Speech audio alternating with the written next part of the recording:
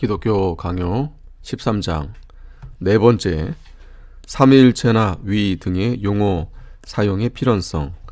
그러나 진리를 거스러 거짓된 비난을 늘어놓는 자들을 대적하여 진리를 바로 세울 때에는 이런 색다른 용어들, 이를 색다르다고 해야 할지 모르겠지만 이 매우 유용하다.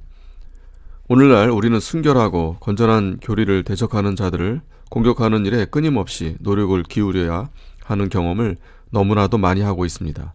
이 교활한 뱀들은 담대하게 추적하여 붙잡아 분쇄하지 않으면 민첩하게 요리조리 빠져 도망해 버리는 것입니다. 그리하여 옛사람들은 이단들이 만들어내는 논쟁들로 괴로움을 겪을 때에 불경스러운 자들에게 조금도 빌미를 주지 않기 위해서 그들은 표현상의 애매함을 일종의 은신처로 삼기 때문에 조금도 이론의 여지가 없이 완벽한 용어들로서 자기들의 입장을 선언하지 않을 수 없었던 것입니다. 아리우스는 성경의 증거가 너무도 명백하여 대항할 수가 없어서 그리스도가 하나님이시며 하나님의 아들이시라고 고백하였고, 자기의 처신이 올바른 것처럼 보이기 위하여 다른 사람들의 견해에 동의하는 척했습니다. 그러나 한편 그는 그리스도께서 다른 피조물들처럼 창조되셨고 그가 존재하게 된 시발점이 있다고 주장하기를 그치지 않았습니다. 그리하여 옛사람들은 그의 다재다능한 간교함을 그 은신처에서 끌어내기 위하여 한 걸음 더 나아가서 그리스도께서 성부의 영원한 아들이시요 성부와 본질이 동일하시다고 선언하였습니다. 그러자 아리우스파 사람들은 호모우시오스라는 단어를 지극히 사악하게 미워하고 저주하기 시작하였고, 그리하여 그들의 불경스러움이 만천하에 드러난 것입니다. 그러나 만일 처음부터 그리스도께서 하나님이시라고 진정으로 전심으로 고백했더라면 그가 성부와 본질이 동일하시다는 것을 부인하는 일은 없었을 것입니다. 과연 누가 감히 이 옛사람들을 향하여 지극히 하찮은 한 단어 때문에 뜨겁게 논쟁을 불러일으키고 교회의 평화를 어지럽혔다고 하며 그들을 분쟁과 싸움을 조장하는 사람들로 매도할 수 있단 말입니까? 그 하찮게 보이는 작은 단어 하나가 순전한 신앙을 지닌 그리스도인들과 불경스러운 아리우스자들을 구별짓는 것이었으니 말입니다. 그 후에는 사벨리우스가 일어나 성부, 성자, 성령이라는 이름들을 거의 존재하지 않는 것으로 간주하면서 이 이름들은 어떤 구별이 있음을 나타내기 위해 사용되는 것이 아니고 그것들은 하나님의 다른 속성들이며 그 비슷한 경우들을 다른 것에서도 많이 볼 수 있다고 주장했습니다. 그는 그 문제에 대한 논쟁이 일어나자 자신이 성부가 하나님이시고 성자가 하나님이시며 성령이 하나님이심을 믿는다고 시인했습니다. 그러나 그 후 다시 말을 바꾸어 자신은 하나님이 권능이 있으시고 의로우시고 지혜로우시다는 뜻으로 말한 것 이외에는 전혀 말한 바 없었다고 주장했습니다. 이렇게 해서 그는 성부가 성자요 성령이 성부이시니 계급도 구별도 없다고 해서 옛 노래를 다시 부른 셈입니다. 그 당시 마음에 경건을 지닌 의로운 학자들은 그 사람의 사악함을 깨뜨리기 위하여 한 분 하나님 안에 세 특성의 존재들이 있음을 진실로 인정해야 한다고 천명했습니다. 분명하고도 단순한 진리로서 그 교활한 관계를 대적하여 자신들을 보호하기 위하여 그들은 한 분 하나님 안에 혹은 결국 같은 의미지만 하나님의 단일성 안에 삼위일체로 계심을 분명하게 선언한 것입니다. 다섯째, 신학적 용어들의 필요성과 그 한계. 그러므로 이 용어들이 경솔하게 만들어진 것이 아니므로 그것들을 거부하여 경솔하며 교만하다는 비난을 받지 않도록 해야 할 것입니다. 사실 나는 모든 사람들이 성부, 성자, 성령이 한 하나님이시지만 동시에 성자는 성부가 아니시고 성령도 성자가 아니시며 그들이 각기 고유한 특성을 지니신다는 이 믿음에 동의한다면 위의 용어들이 차라리 묻혀지는 것이 좋겠다고 생각합니다. 나는 정말이지 하찮은 단어 따위의 문제를 삼고 격렬하게 싸울 만큼 그렇게 까다로운 사람이 아닙니다. 살펴보건대 고대 교회의 저자들도 이 문제들에 대해서 지극히 경건으로 통일성 있게 논하면서도 자기들끼리 견해가 다르고 그들 개인으로도 항상 일관성 있게 진술한 것만은 아니었습니다. 공의회들이 채택하고 힐라리우스가 변호한 문구들을 보십시오. 그 얼마나 이상스러웁니까? 아우구스티누스는 또한 때때로 이에 대해서 얼마나 자유분방하게 의견을 토로하고 있습니까? 히랍의 교부들과 라틴 교부들의 견해가 서로 얼마나 다릅니까? 여기서 그런 차이를 보여주는 실례를 한 가지만 들어보겠습니다.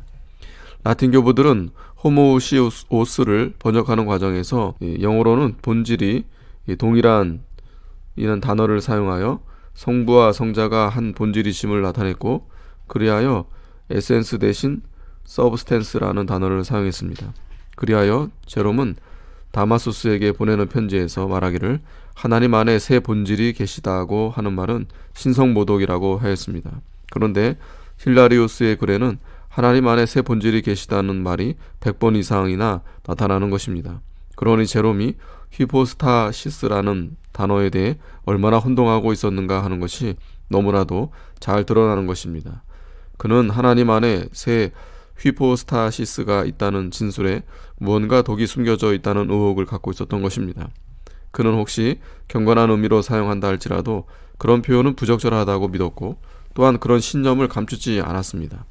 그가 자신이 혐오하던 동방의 감독들을 상대로 순전하게 자신의 주장을 개진하였다면 고의적으로 부당하게 비난한 것이 아니라 그것은 사실인 것입니다. 그는 모든 세속 학파들이 우시아를 히포스타시스와 동등한 의미로 사용한다는 것을 주장했는데, 이 주장은 일상적인 단어의 용례를 통해서 사실이 아님이 완전히 드러났습니다. 여기서 그는 분명 거의 공정성을 잃어버리고 있는 것입니다.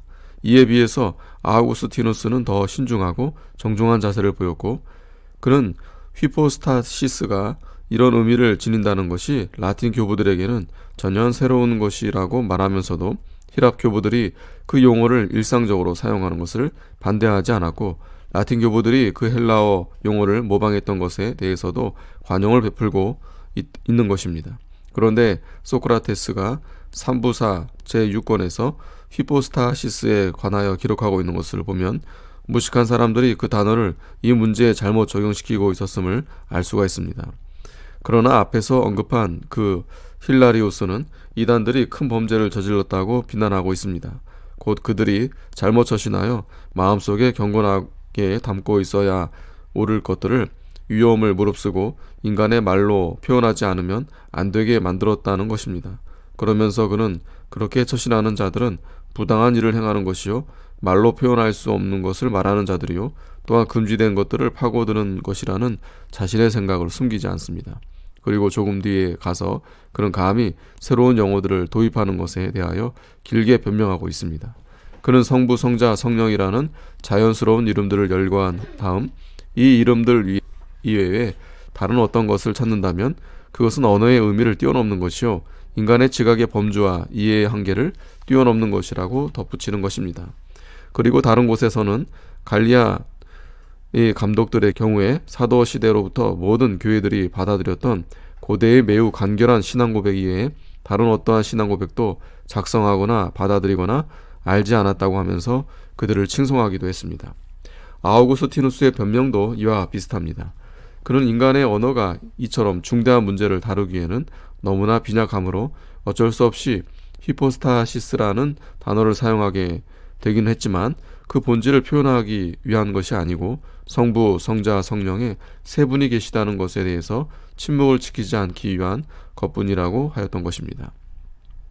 이 거룩한 사람들이 보여준 이런 신중한 자세에서 우리는 교훈을 받아야 할 것입니다. 곧 혹시 우리가 고안해낸 용어들에 대해서 인정하기를 원치 않는 자들이 있다 할지라도 그들이 교만과 완악함과 어울리지 않는 혈기로 그렇게 반대하는 것이 아니라면 그들의 그런 반대의 태도에 대해서 즉각적으로 마구 도피를 휘두른다든지 가혹하게 비난하는 일은 자제해야 한다는 것입니다. 그리고 그들로 하여금 우리가 그런 용어들을 쓸 수밖에 없었던 그 사정을 깊이 생각하도록 하며 점점 그런 표현 형식의 유용성에 익숙해지기를 기꺼이 인정하도록 만들어야 할 것입니다. 또한 한편으로는 아리우스파를, 또 다른 한편으로는 사벨리우스파를 대항해야 할 경우가 생길 때 그 문제를 피해 갈 기회가 없어지는 것에 격분한 나머지 경솔히 처신하여 아리우스나 혹 사벨리우스의 제자들로 오인받는 일이 없도록 조심하도록 해야 할 것입니다. 아리우스는 그리스도가 하나님이시라고 말하면서도 동시에 그리스도께서 지으심을 받았고 따라서 그가 존재하기 시작한 시점이 있다고 주장했습니다. 그는 그리스도께서 성부와 하나라고 말하고는 자기파 사람들의 귀에는 그리스도께서 다른 신자들과 똑같이 물론 특별한 특권에 의해서이긴 하지만 성부와 연합되어 계시다고 은밀하게 속삭이기도 하는 것입니다. 그리스도께서 성부와 본질이 동일하시다고 말하라. 그러면 성경에 아무것도 첨가시키지 않으면서 이 변절자가 쓰고 있는 가면을 완전히 벗기게 될 것입니다. 사빌레이우스는 성부, 성자, 성령이 하나님 안에 어떤 구별이 있음을 의미하는 것이 아니라고 말합니다. 이에 대해서는 삼위가 계시다고 말하라. 그러면 그는 여러분이 삼신을 거론하고 있다는 소리를 지를 것입니다. 그러면 하나님의 한 본질 안에 삼위가 일체로 계신다고 말하라. 그러면 그것이야말로 성경이 진술하는 말을 한마디로 표현하는 것이요, 그것으로 그의 공허한 장강설이 그치어질 것입니다.